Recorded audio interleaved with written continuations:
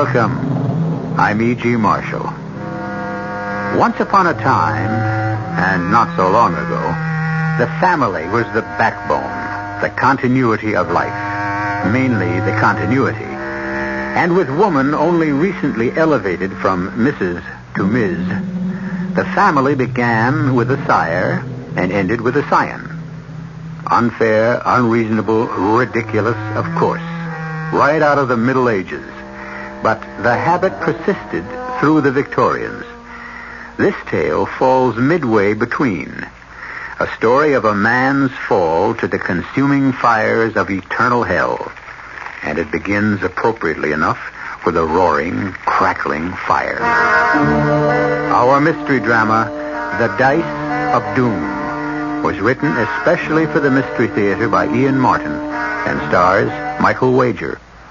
It is sponsored in part by Anheuser-Busch Incorporated, Brewers of Budweiser, and Buick Motor Division.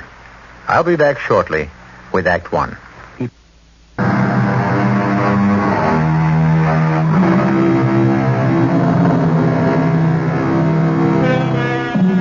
The fascination of the future.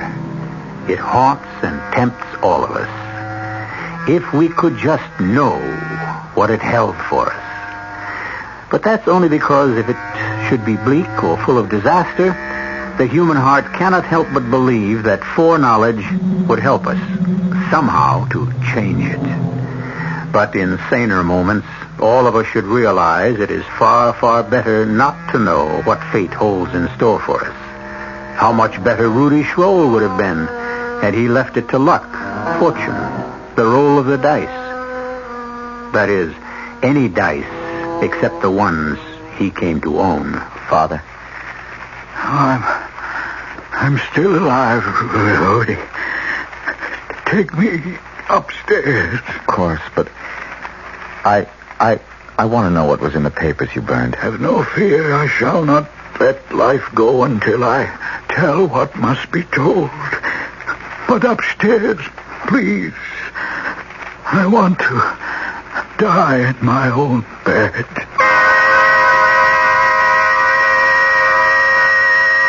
I picked him up in my arms. So frail and wasted, he seemed lighter than a child. Carrying him up the stairs, my mind was racing backward through all our life together. Fondly, happily. Sadly, now that he was to die. But as strong as any feeling possessing me at the moment was curiosity. Curiosity aroused because coming home unexpectedly a few nights before, I had found my father hurriedly stuffing a sheaf of yellowed manuscripts into a safe I never knew existed. Behind the portrait of the reputed black sheep of the family, my great-great-great-grandfather Helga Schroll. As I laid my father on his great bed beneath the pleated tester, he answered my question. The manuscripts you saw me putting away the other night, the ones I burned this evening, were written by your ancestor Helgar. They were a history of this. Oh, Father, let me go for the doctor. No, son. I'm beyond any mortal help now. I was going to say the history of our predestination. And it has all turned out just as Helga wrote in those pages so long ago. And what can have been so terrible? We've been an exceptionally rich and lucky family. Long-lived. Even you, Father, outlived my mother and all my long, sad list of older sisters. I have no time to dwell on others. My own time is too short. And yours? You mean my time is also short? No, that I cannot tell you. Only that you are the last of the Schrolls. The family ends with me? Yes, but in return, you are promised two things which will bring you every worldly advantage you desire. What? They were not named. I've only wanted to protect you. Protect me from what? The one to whom your great-great-great-grandfather sold all of us, too. Oh, who else but the... No, I will not come, Father. I didn't have to. Father. He's dead. Oh, no.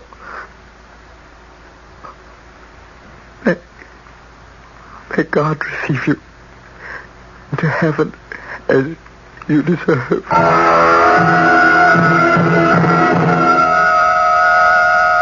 So I came into my inheritance. An inheritance which didn't last long. The last of the Schrolls, with the natural good spirits of youth, soon forgot all feelings of gloom and doom. I returned to the university in a life of wine, women, and, most important of all, the siren's home. It was the theme of my life. Now, by my hope of heaven, send me an 8. Anyway. There goes your hope of heaven. Still, Johann, he was close enough by all odds. For once, 7 is not your lucky number, Rudy. For once? When is it with these accursed dice, Friedel? My dice. May we continue? How? You've taken every pfennig I own. Not except IOUs, old friend. Well, my guardian has refused to honor them. Parsimonious old tightwad. I'm on his side. Since you were to marry my sister, I don't want you a pauper. Oh, Charlotte, you'd have no fear of that. The way you throw your money about, my friend, she shouldn't count on it. Now, if she were to choose me... Well, she didn't. Poor girl. She doesn't know what she's missing. Oh, well, lucky at dice, unlucky in love. So, the game is over, I take it? I have little taste for any further. If you need money, Rudy, borrow from me or take back what you lost. You know we're friends. What's mine is yours, or Johann. Oh, thanks, Friedel. But my guardian will be here by tomorrow and make all the wedding arrangements here, Weber. Is the date so soon? My father is close enough to members of King Frederick's court to hear rumors of war being imminent. Oh, wouldn't that be great? War? We should all be officers, we 3. We'd be commissioned immediately. Released from the bondage of this grinding charnel house of education. Doesn't it make your blood boil with excitement? I'm not so sure a man can get killed in a war. Oh, not an officer, Rudy. They're much too valuable to waste. Well, see you on the ramparts, fellow soldiers. He's such a good-hearted fellow, you can't help liking him. Well, I do in all ways except one. I'm always afraid I'll lose Lotte to him. You're jesting. My sister loves only you. I hope. I don't like his love for the battlefield. Oh, he loves war no more than you or I. He's a romanticist. It's the trappings, the uniforms that attract Friedel. At all events, I'm glad of the rumors myself. You? Yes, because it will speed up your marriage to Lotte. I think she's just what you need to settle you down before you give in completely to your other love affair. What love affair? Gambling. The dice. If I had my way, I'd see you and Charlotte married tomorrow. As it happened, Johann was a better prophet than he could ever have realized. Lotte and I weren't married the next day, but with foreign affairs worsening, we were married within the next month. The following weeks were the happiest of my life. Lotte brought me a handsome dowry, and at last I had control of my own estate. And then... war broke out. There was no escape for anyone who considered himself a gentleman. Johann Friedel and myself prepared. With, I must admit, quite excitement to leave for the front. Rudy, I think you must be mad. I have to go, Lotte. Everyone has joined the colors. Johann Friedel. My brother and that conceited Frederick von Holtzborn are not married. They are not leaving a wife behind. Do you want to be ashamed of me? I want you to be alive. I'd like to have a father for my child. You're having a child? Mine? Well, I hope you don't think it's anyone else's. Oh, I didn't mean that. I mean... Oh, it's so wonderful, dear. Except what? I can't explain. Just some family mumbo-jumbo. It doesn't mean anything now. Oh, my darling, you can't know how happy I am to know that there's to be another generation of Schrolls. Well, why shouldn't there be? And since you're going to be a father, you should be excused from fighting. Lotte, you're right. I'm going to resign my commission today. Unfortunately, I quickly discovered that to leave an army is an infinitely more difficult thing than to join one. Although I would not admit it, I was as disconsolate as my wife. I had no desire for warfare when I reported for duty with Johann and Friedel. Still, the first months in camp were enjoyable enough. There were balls and festive dinners and a great deal of parading and being offered the favors of young and beautiful women who were completely captivated by soldiers. And there were the never-ending dash games, at which, unfortunately, I lost and lost. Never-ending. That is, until one day. Well, boys, this is it. This is what? The war, the front line. Our chance to prove ourselves at last. Prove ourselves how? Why, that cannon fire is cutting us to ribbons. We've got to storm the hill and strike those guns. So, order the men to attack. They must be led, not by me. What are you, a coward? No more than I am. We wouldn't have a chance, Friedel. We'd be cut to ribbons before we got halfway there. Not with my luck. Follow me, and you'll be safe and heroes. Dead heroes. Rudy is right. You'll take your chances. I'm going to give the command to charge. I'm your superior officer, and neither of you can stop me. Here goes. Soldiers of Prussia, I command you... Rudy! What? You shot him! Madman. Would have let us order that cannon fire. We'd all have been killed. But your friend, how could you kill him? I value my life more than his. If you value yours, draw your pistol carefully. Aim away from me and fire it. Why? If you don't, I'll kill you too. As you will. Here comes the colonel. Remember, your pistol has been fired too, so I swear you that it's a stray shot at Friedel. If luck will get away with it.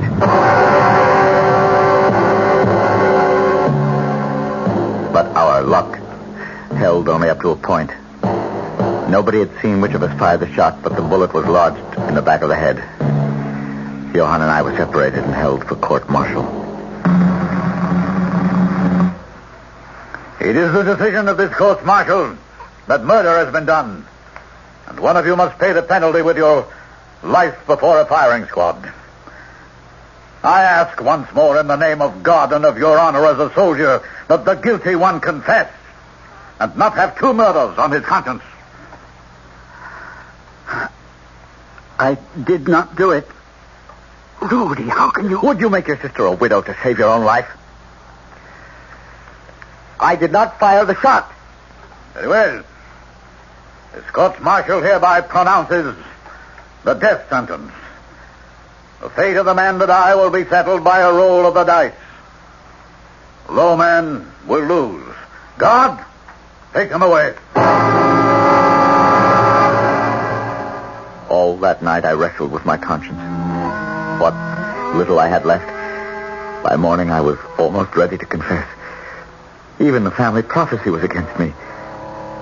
With my child in Lotte's womb, I could not be the last of the Scrolls. So what hope had I for the promise of the two things that were to bring me every worldly advantage I could desire? I will leave you alone with Lieutenant Schroll, Father. Perhaps you will have more luck in inducing him to confess than you had with Lieutenant Brandt. Well, my son, do you wish to confess? Father, Friedel! You're no priest. You're Friedel. The man I killed.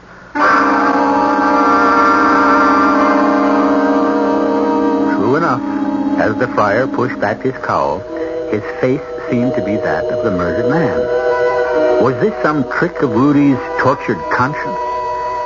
Had Friedel somehow not died? Was this a genuine priest? Or if he was not, who else could he be? And what control had he over Rudy's future? I'll return shortly with Act 2.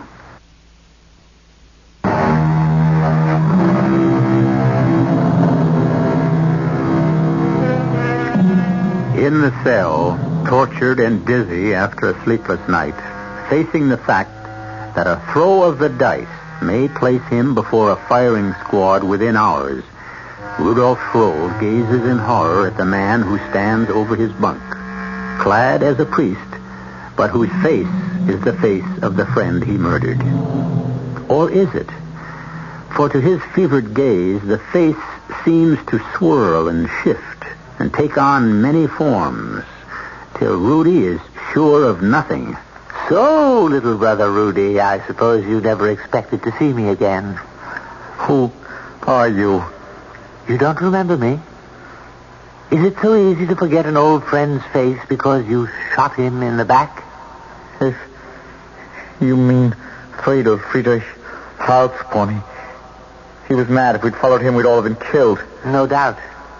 You were quite right to shoot me. You? I don't know who you are. Your friend, Friedel. Friedel is dead. Oh, well, what's in the name? Do you wish to confess his murder? No. No. Then have no fear. I will not expose you. But, Friedel, if you are alive, somehow the man you knew. But I am afraid. Within the next couple of hours, roll of the dice may condemn me to execution for his death. Why not? You're guilty. Oh, no, you can't trick me that easily. Dear Rudy, I can do with you whatsoever I desire. You're not Friedel. I am he whom I choose to be. For this moment, your friend. Remember the story of the manuscript your father burned? 2 things will bring you every worldly advantage you desire. They will come to you in time. In time? When? How? Who are you? I wear the frock of a priest. Can you not trust them? You are no man of God. Then you must guess who I am. Still, trust in me.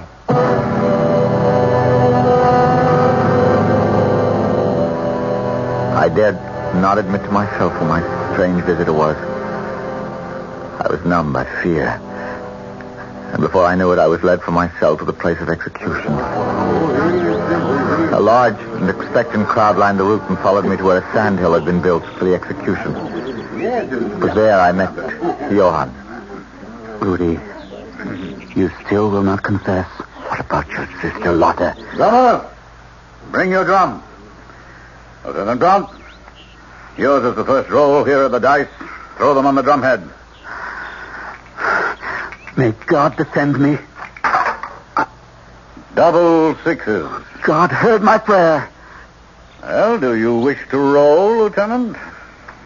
If I match it, what then? We'll roll again. Give me the dice.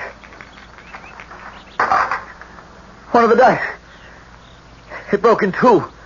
Yes, there's no reading the number. Has anyone else a pair of dice? If you please, Your Honor, a poor peddler, but I have dice for sale. The army does not have to buy. I commandeer 1 pair of dice from you. Give them to this man. Now, throw. Yes, my colonel. Double 6s. Then we must throw again. You first, Lieutenant Brown. I cannot ask God to defend me again. He has not treated you kindly. A 2 and a 1. Shoal? Yes. Double 6s again. So be it. Take Brompton, bind his eyes. Make ready for the execution. Your dice, peddler. No, my friend. Yours. The 2 things that can bring you every earthly advantage you desire. As they have already. You're no peddler. You're... What? Friedel, the priest? Mention no names. I'm your benefactor so long as my pact with you exists. Listen. Ready? Aim! Fire! But for me and those dice, that might have been you. Keep them. They will roll for you what you wish, win or lose. until your time is up.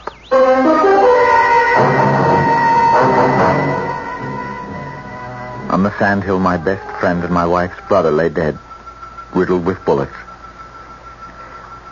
My only other friend I had killed. Or had I? Was it some shade from beyond the grave who had placed the magic dice in my hand? Some magic they proved to be. I could lose or win at will, and in no time I had bought my way up out of the army. My life, even my wife's, became the lure of the gambling table. Come in.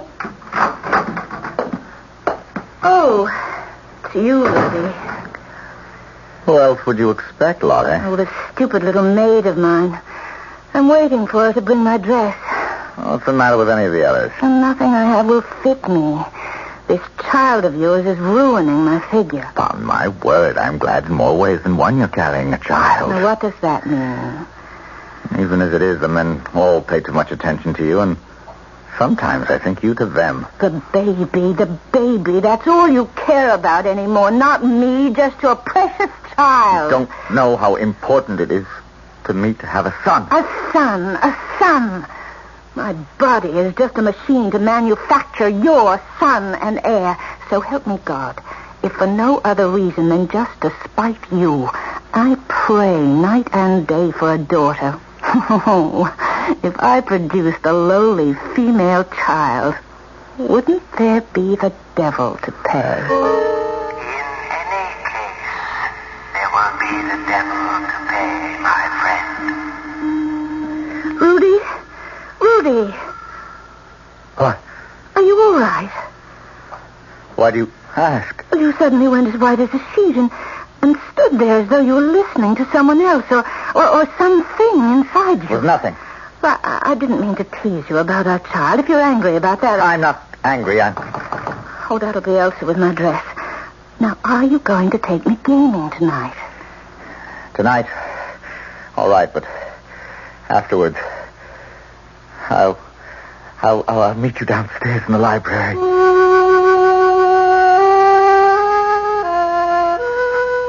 I had to be alone for a moment. Things had been happening so fast and so fortunately, I'd shut my mind against thinking about consequences. But now, with 2 quick brandies to clear my head, I began for the first time to face a riddle I wondered if I knew how to solve. As the last of the long line of Shroves, fame, money, and love are my share, except how the devil to keep them if my wife bears my son and my heir. Where did you come from? Who are you? Who else but your friendly fool, your jolly court jester, your majesty? Perhaps you'd recognize me better in this shape. Friedel, again? Would you rather look upon me as I really am? No.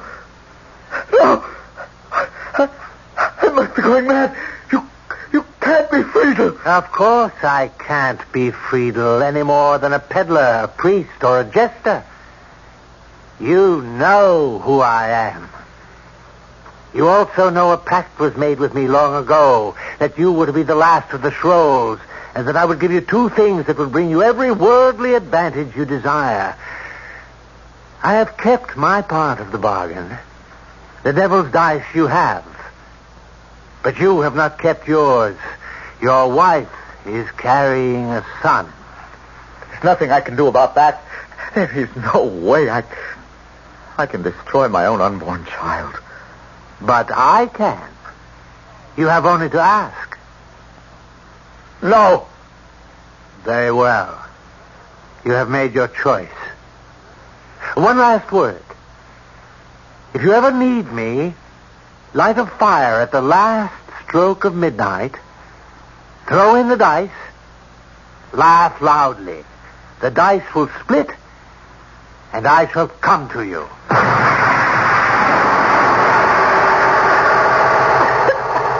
In heaven's name, Rudy, what are you trying to do? Set the house on fire? The smoke is as thick as a blanket. What need have we of a fire if we're going out? And such a fire. It smells as if the devil flew down the chimney. Not Down, little wife, I wanted to say. But up. But I had no words left to say in a raging desire to bury my thoughts. Make my mind a blank. Shut out everything with the wonderful fever that evoked me every night to the tables. Where I could win or lose at will. For I alone was king. Casserole's point is 10. Dice. A 5 and a 2. 7 is a loser. That is 40 to the first better, 20 to Mynheer number 2, 50 to the lady. What's wrong, Rudy? You lost again. That's right. But this is the 10th night running. Now, you must go back and win. With what? With your luck, your magic touch. You always end up winners. This time, apparently, I can't go back. Why not? Because I have no money. No. But my jewels. Already pawned. We're bankrupt, Lotte. But what are we going to do? Come along, we must get home. I have things to do.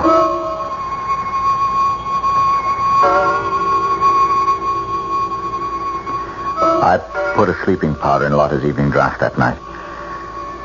And I built a fire, striking the first match with the last stroke of 12. Then as the fire caught, I threw in the dice and laughed. A wild, hysterical laugh with a life of its own that shook me from scalp to the soles of my feet. A laugh that became a sob. At the last moment, I tried to reach for the dice and draw them back before it was too late.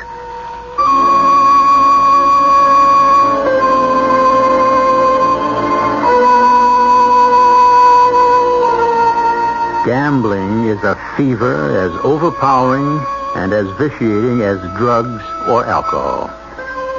All can be cured with the addict's cooperation. But eventually there comes a point of no return. The point Rudy has reached now. Will he pass it? Or is it still not too late? I'll return shortly with Act 3.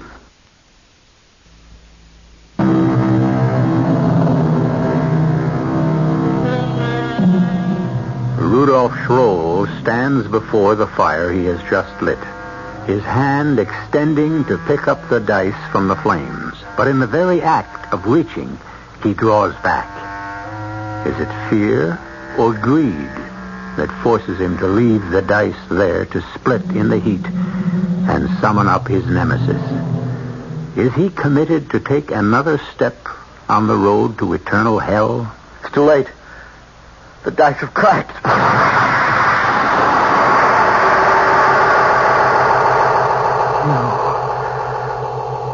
Yourself. Am I not the one you called? Yes, but you were always in some other form. This time the occasion is serious enough for you to see me as I am. Why did they call me? The dice. They've lost their power. Through whose fault? Nearly 200 years ago, I made a pact with your great-great-great-grandfather, Helgar Schroll. For close to 2 centuries, I have lived up to my side of the bargain, as your ancestors have lived up to theirs. Only you have tried to change the terms. I just want what any father wants, a son. A son to carry on the family name? Yes. No. My pact was for 5 generations, and I want no more of the Schrolls to trouble me. No child. But how can... Leave that to me. But I don't want my wife to be hurt. Would you rather I took you now, as I can do with your contract already broken? No. Have no fear. Your wife will come to no harm. You will live out your time on Earth, and the child would never have been born in any case. You underestimate my power, and your dice will have their magic again. See that in all else you obey me, or they will be disarmed, and I shall drag you to the pit that moment. Satan be with you. He was gone as suddenly and completely as he appeared. A devil from blackest hell. And yet as he spoke, his face had rippled like a reflection in a windy pond, and the form kept changing. Changing, ever changing, from satyr to Friedel, to the priest, to the peddler, to the croupier, and back to the satyr again. Malevolent, diabolical, menacing. For a moment it seemed a dream, and then I was looking at the dice in my hand. Whole again. And hearing the final proof. Rudy! Rudy! Help me! I'm losing the baby.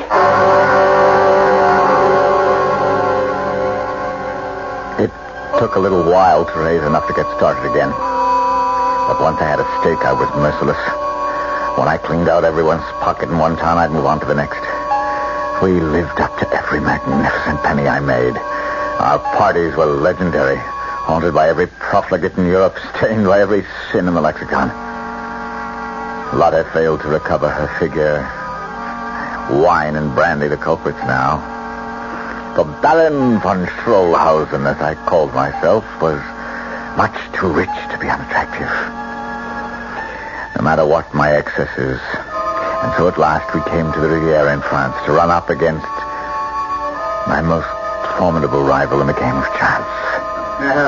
Who is that perfectly gorgeous man at the baccarat table?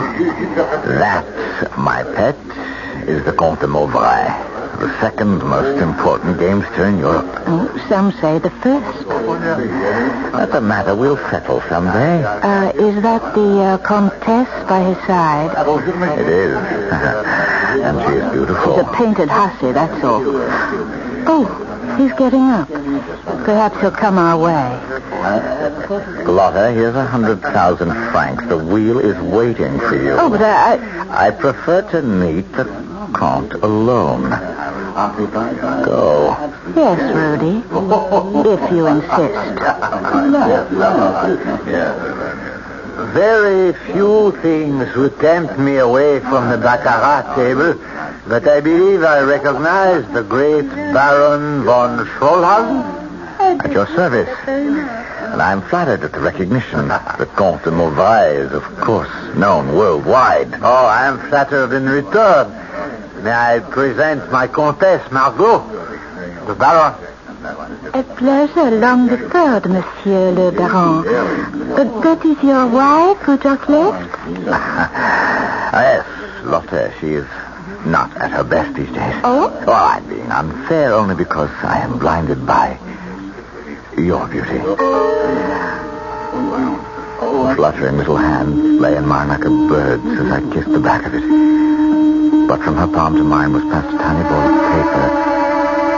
Well, Baron, it was fated we should meet eventually. Why do we cross swords? At what game? Chemin de fer is my favorite. Unfortunately, I do not play cards. Only the dice. Then, since I am challenger, choice of weapons. When do we begin? Since you select my game, the time should be named by you. Tonight, I'm committed to Chemin de Fer. Tomorrow, I must leave for business in Marseille. Shall we say 1 week from tonight? Accepted. In the meanwhile, bonne chance at our tables, but save your best for me, eh? Now, if you will excuse me, I must return to my game. And you, monsieur, must take me and introduce me to your baroness. May I suggest a glass of champagne? Oh, what a delightful idea.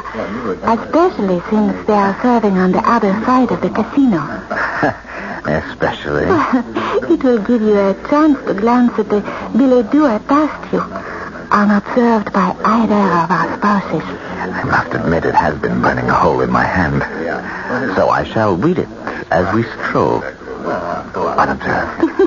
Except by you. That is nothing to be afraid of, since I wrote it. You. The pavilion. My own Petit Trianon, a private little retreat of mine at the other end of our chateau garden. And your husband will be away all next week. May I expect you? Most woman in France. Why, me? Regardez vous-même, Baron. I'm no beauty, Madame la Comtesse. Ah, you are something far better and more exciting. A man among men. A gambler who wins and wins. A man like you gets in my very blood. But your husband My husband and I are one thing. You and I, another. Besides, you will be away. I shall expect you tomorrow at, say, 4.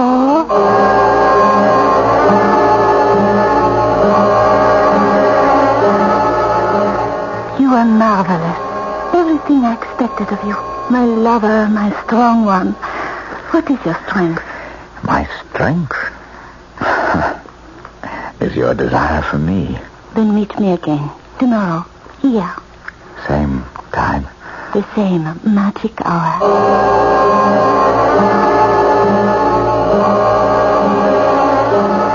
What makes a man a gambler, Rudy?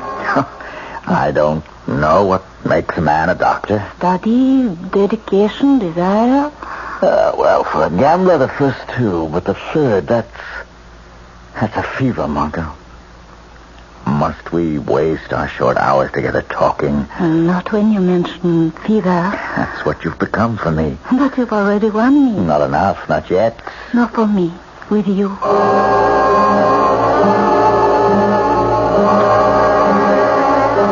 What I really meant yesterday, I suppose, was what makes a man a winner?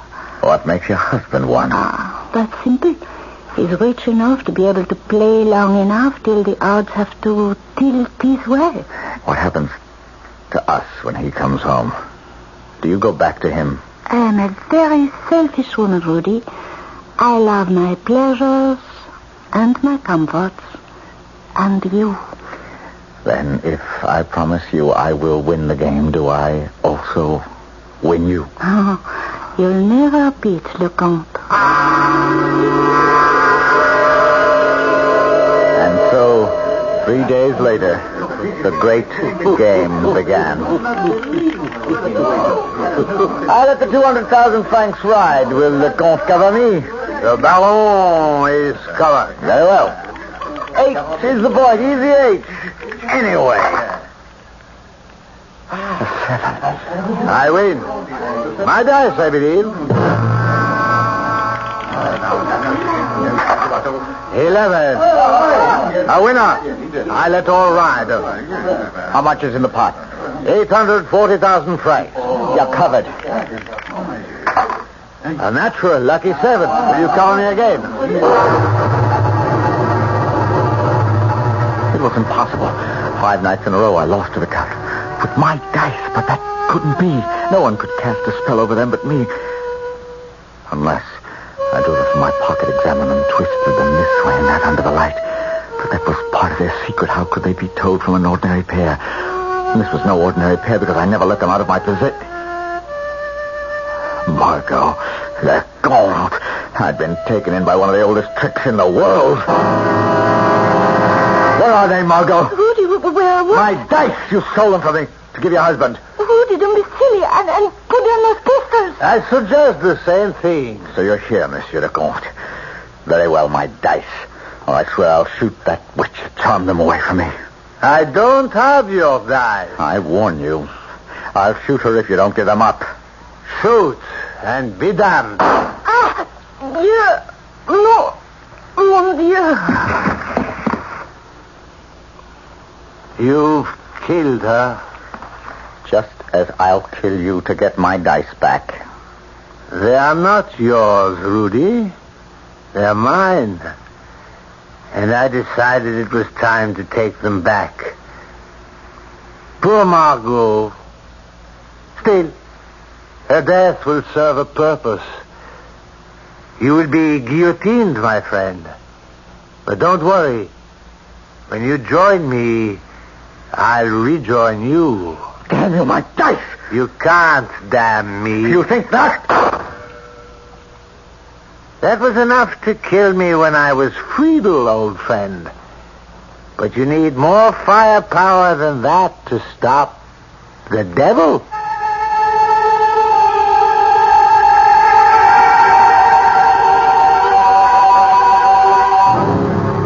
There was some disagreement among the judges at the trial as to whether Rudolf Schroll should be guillotined or sent to a madhouse. But the Comte's face, as he testified, was so white and frozen with grief that Rudy's wild story was judged a deliberate attempt to escape his crime of conscience. He died under the knife, fulfilling the prophecy that he would be the last of the Schrolls. I'll be back shortly.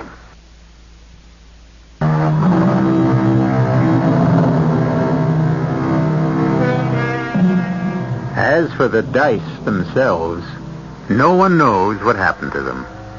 There have been stories since of winning pairs that make fortunes for their owners. It's doubtful, with so many professional mechanics in the field these days, the devil would bother with dice. He has so many more fruitful opportunities as the world turns today. Our cast included Michael Wager, Carol Teitel, Ian Martin, Gordon Gould, and Robert Dryden. The entire production was under the direction of Himan Brown. Radio Mystery Theater was sponsored in part by Sign-Off, the sinus medicines. This is E.G. Marshall inviting you to return to our Mystery Theater for another adventure in the macabre.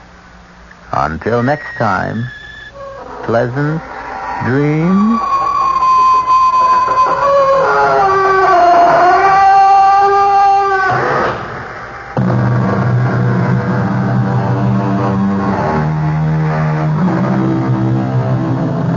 Tonight's WR Mystery Theater was